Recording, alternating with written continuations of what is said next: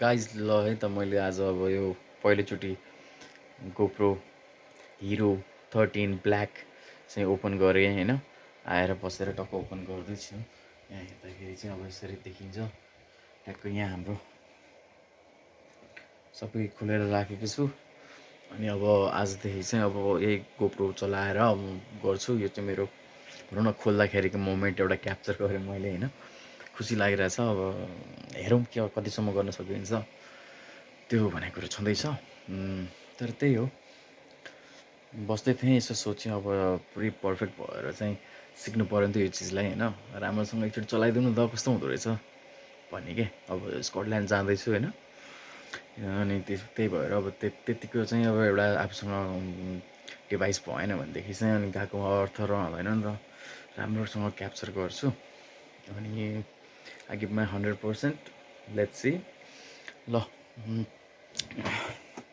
यो छ मैले कभर उतारेको छैन होइन। अब टक्क म यहाँ कभर उतार्छु यहाँ राखेर है त। जहाँ राखिने भइहाल्यो नि होइन।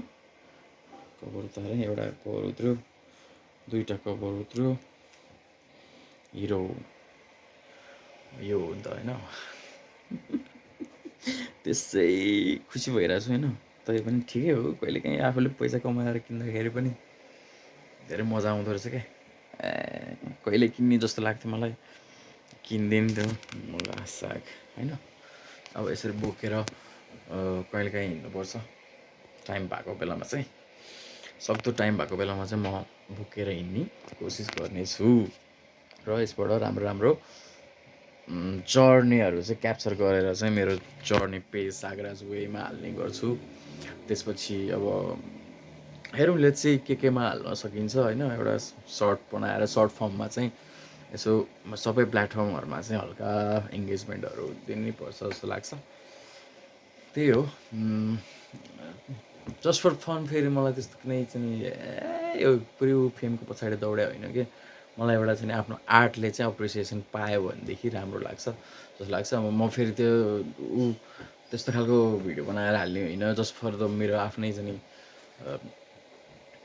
पर्पोजको लागि। अनि त्यसपछि भोलि पर्सि सम्झना हुन्छ भन्ने हिसाबले मात्र हो। अनि गर्ने खोजेको काम पनि एउटा राम्रै जस्तो लाग्छ। एउटा चाहिँ होइन अब स्टोन ब्यालेन्सिङको कामहरू छ। काम होइन त्यो भन्नाले त्यो चाहिँ एउटा सक जस्तो अब चाहिँ फ्री टाइममा गरिदिने होइन। त्यही कुरा चाहिँ पर्फर्म गरौँला त्यहाँ गएर।